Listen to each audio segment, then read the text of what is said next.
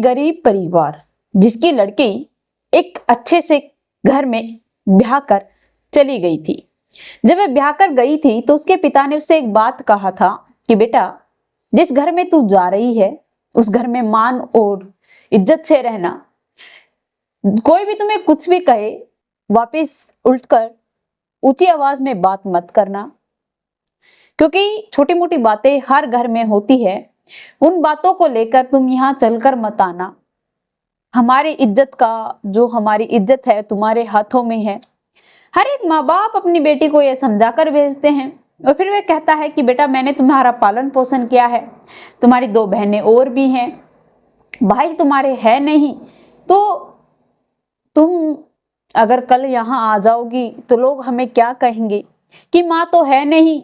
बाप ने लड़की को ऐसे ही लक्षण सिखाए थे, ऐसा ही ज्ञान दिया था। अब यह सब कुछ सुनने के बाद लड़की अपने ससुराल चली जाती है।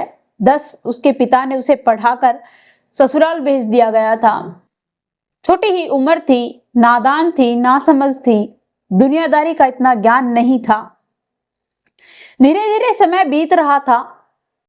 जब वह ससुराल जाती है तो उसके पिताजी ससुराल वालों को 1 लाख रुपए, 1 मोटरसाइकिल और जो घर के अंदर जो सामान हर एक लड़की को दिया जाता है वह सब कुछ की वह उन्हें कह देता है। उन लोगों की मांग थी, वह सब कुछ दे देता है, 1 लाख रुपए भी दे देता है, लेकिन बाइक का इंतजाम नहीं हो पाता, क्योंकि लड़की के जो मामा जी थे वह कहते हैं कि भाई साहब, आपके पास पैसे नहीं है, बाइक मैं दे दूंगा, जब आपके पास पैसे हो आप मुझे दे देना।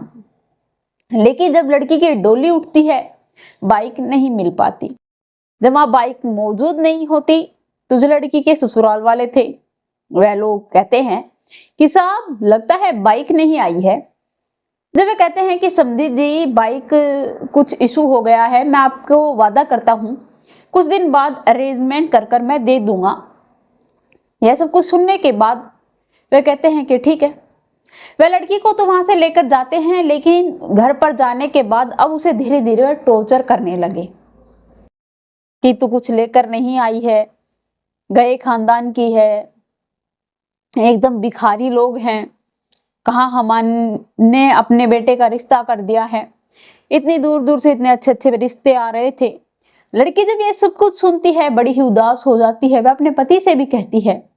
उसका पति उसे डांटता है, फटकारता है और उसे बहुत मारता है और कहता है कि मेरे माता पिता गलत क्या कह रहे हैं, तुम्हारे माता पिता ने कुछ दिया ही नहीं है और ऊपर से जबान भी लड़ा रही है। अब वह पूरी रात रोते रोते सो जाती है। सुबह उठती है, फिर से अपने काम में लग जाती है। उसका एक देवर था, वह उसे हमेशा सपोर्ट करता था, वह अपनी भाभी की हमेशा साइड लेता था। लेकिन जो उसकी सास थी वह उसके देवर को भी डांटती थी, फटकारती थी कि तुम्हें इसकी इतनी फिक्र क्यों हो रही है। वह अपने माता पिता को समझाने की कोशिश करता था कि अगर आप लोगों को बाइक चाहिए तो आप लोग ला सकते हो, आपके पास पैसे हैं, लेकिन आप लोग इसे इतना टॉर्चर क्यों कर रहे हो। लेकिन उसके माता पिता समझने के लायक नहीं थे। माता पिता जानबूझकर उसके साथ इतनी घिनौनी हरकतें करने लगे। लेकिन अब धीरे धीरे समय बीत रहा था, लेकिन वह लोग अपने हरकतों से बाज नहीं आ रहे थे। लड़की के पिता और उसकी दोनों बहनें उससे मिलने आती है। बहुत दिन हो गए थे। 3 महीने के लिए वह उसे उसके साथ भेजने के लिए तैयार भी हो जाते हैं, लेकिन उसे कहा जाता है कि तुम अगर अब आओ तो बाइक लेकर ही आना। उसके पिता जब जाते हैं उनसे भी बात की जाती है कि समझी जी, आप बाइक नहीं लेकर आए, हमने तो सोचा था कि आप बाइक लेकर आओगे। तो कहता है कि नहीं जी, पैसों का इंतजाम नहीं हुआ है, होगा तब मैं आप लोगों को तुरंत बाइक निकलवा कर दे दूंगा। वह लड़की को लेकर जाते हैं। 3 महीने तक वह अपने पास रखते हैं और जब 3 महीने होने वाले थे, 7 दिन बचे थे, तो लड़की अपने पिता से कहती है कि पापा, क्या बाइक का इंतजाम हुआ है। पिता कहते हैं कि नहीं बेटा, अभी से तो नहीं हुआ है, क्या बात। वह अपने पिता के सीने से लगकर फूट फूट कर रोने लगती है और कहती है कि पापा, अगर बाइक का इंतजाम नहीं हुआ है तो मैं उस घर के अंदर नहीं जाऊंगी। पिता इतने मूर्ख नहीं थे, वह समझ जाते हैं कि आखिरकार क्या बात है। वह अपनी बेटी से समझाते हैं और कहते हैं कि बेटा कोई बात नहीं, मैं कुछ पैसे भरकर लोन पर अपने जो दामाद के लिए बाइक निकलवा देता हूँ, इसमें कौन सी बड़ी बात है, रो मत। वह अपनी बेटी के साथ बाइक लेकर जाते हैं और बाइक देकर कहते हैं कि समधी जी, मैंने ये बाइक अपने नाम पर निकलवाई है और इस पर लोन है। मैं ये चुकता करने के बाद बटे जो कि दामाद जी हैं उनके नाम करवा दूंगा। वह लोग ये सुनकर खुश होने का दिखावा करते हैं, लेकिन जब यूं ही रात होती है अब वह अपना असली रंग दिखाने लगते हैं। लड़की से इतने ज्यादा काम करवाते हैं, इतनी मेहनत करवाते हैं कि लड़की हार जाती है, थक जाती है, उसे बुखार हो जाता है, खांसी जुकाम, उसे न जाने कितनी बीमारियां लग जाती हैं, लेकिन उसकी केयर करने वाला वहां कोई नहीं था। जब वह लड़की के पिताजी अपने घर जाते हैं, अपनी दोनों बेटियों को देखते हैं, खाना खिलाते हैं, तो उसकी एक बेटी कहती है कि पापा, मैं आपसे एक बात कहना चाहती हूँ कि दीदी उस घर में खुश नहीं है, क्योंकि मैं तब आपके साथ गई थी तो मैंने सुना था वह दीदी को बहुत टॉर्चर करते हैं, दीदी बहुत रोती है। यह बात सुनने के बाद पिता सारी बातें याद करते हैं, बेटी से तब भी बात करता हूँ, बेटी रोने लग जाती है, तबीयत ठीक नहीं होती फिर भी वह दिखावा करती है। रोज वह बाइक के लिए पूछती थी, कोई तो प्रेशर है।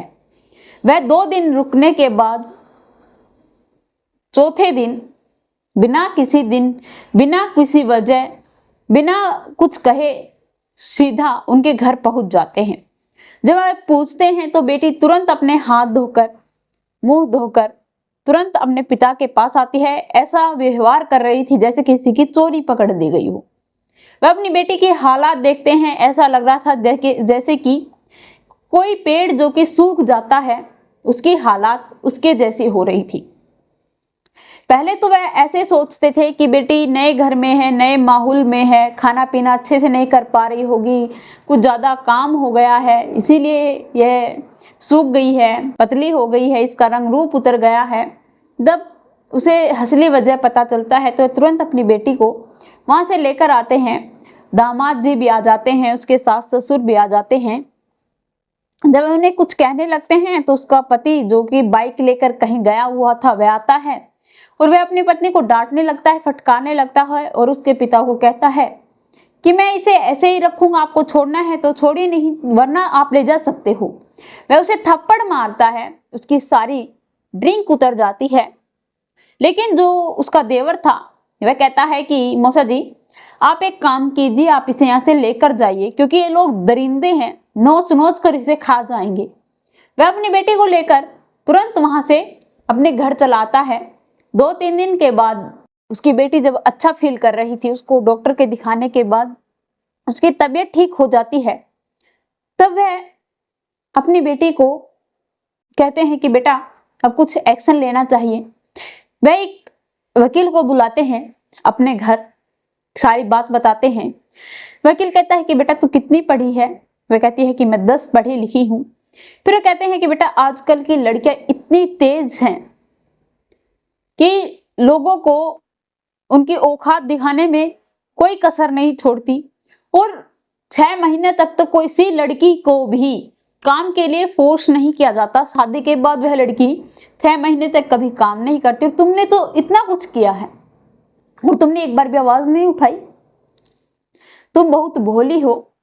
वे लोग कहते हैं कि केस करने में कोई ज्यादा वो नहीं करना चाहिए, जितना हो सके आप उन लोगों से अपनी बेटी का पीछा छुड़वा लीजिए या फिर समझौता कर लीजिए। तो उसके पिताजी कहते हैं कि वकील साहब हम समझौता नहीं करेंगे, मैं उस नर्क में अपनी बेटी को जीते जी कभी नहीं डालूंगा। तो कहते हैं कि ठीक है, आप लोग उनसे जाकर कह दीजिए कि आपको तलाक चाहिए।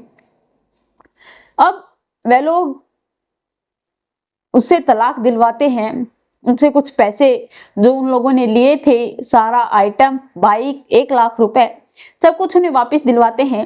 लेकिन वकील साहब कभी उनसे फीस नहीं लेते थे। जब वह उनका हिसाब करने के लिए जाते हैं तो उन लोगों ने जो कहा वह उसे दिल को छू जाता है, वह रोने लग जाता है। वह कहता है कि मेरा बेटा है, मेरे भी बेटे की बहू थी, उसने हमारे ऊपर झूठे केस लगा दिए, 20 लाख रुपए देकर हमने अपनी इज्जत को बचाया है। अगर आप बुरा ना मानो तो आप मेरा एहसान चुकाना चाहते हो तो मैं आपकी बेटी का हाथ मांगना चाहता हूँ। वह कहता है कि सर मेरे लिए इससे अच्छी बात क्या होगी। वह अपनी बेटी का रिश्ता वहां पक्का कर देता है। बेटी को भी पसंद था, बेटे को भी पसंद था। यह सब कुछ बहुत अच्छे से शादी निपटा कर, शादी अच्छे से प्रोग्राम किया जाता है। उन दोनों की मैरिड लाइफ बहुत अच्छे बीते। यह कहानी 2010 की है। 1 साल के बाद उन्हें एक सुंदर सी बेटी को जन्म दिया और वह अपनी मैरिड लाइफ अब बहुत खुशी खुशी बिता रहे हैं। तो दोस्तों यह रही कहानी। आप लोगों को यह कहानी कैसी लगी कमेंट में लिखकर जरूर बताना। मेरे चैनल को सब्सक्राइब करना, बेल नोटिफिकेशन को ऑन करना ताकि ऐसी हर वीडियो जल्द से जल्द आप लोगों तक पहुंच पाए।